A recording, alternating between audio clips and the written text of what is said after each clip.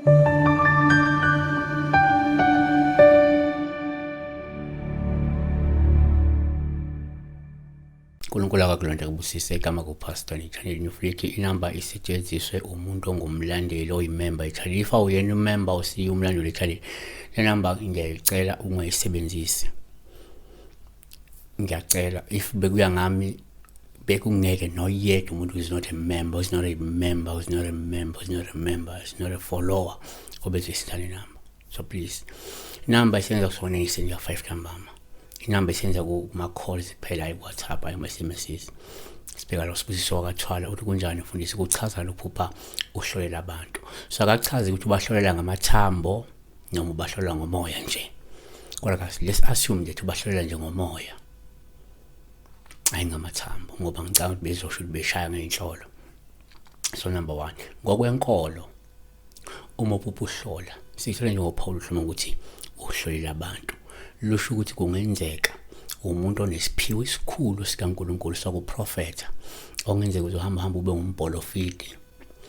1 ngoba seKorinte 14 verse 3, kepha uprofethayo ukukhuluma kubantu kube ngokwakha nokududuza nokuqunga isibindi.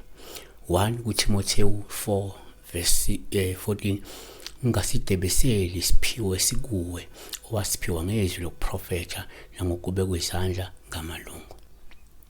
2 ngokwesintu uma uphupha uhlola ungawupha uluhluma ukuthi uhlolela abantu ngoba lungasho ukuthi ngeze kunobizo wena namandla kamoya wembethwe yidlozi noma umbethwe isithunywa esesicala sifuna lokusebenza phezulu kwempilo yakho noma phezulu komzimba wakho. Yabona Izenzo 8 verse 9, kepha kwakukhona indoda ethile eyisanusi nguSimoni igama layo, eyayikade yenza imilingo kulowo muzi isimangalisa isizwe saseSamaria izishaya umuntu omkhulu.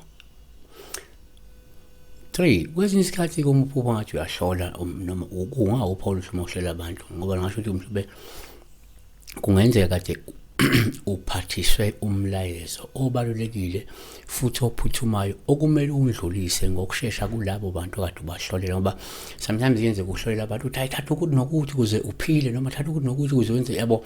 So lowo mlayezo uqondile kade kukhulunywa lapho wena uyivessel uyithuluzi elisetshenziswa ukuthi kundlwe lo mlayezo lo ekade utshela labantu loyo and uqondile unjengoba unjalo.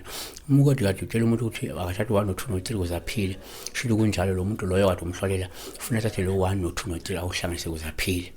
Ngabe lokho siyabonga. Be blessed.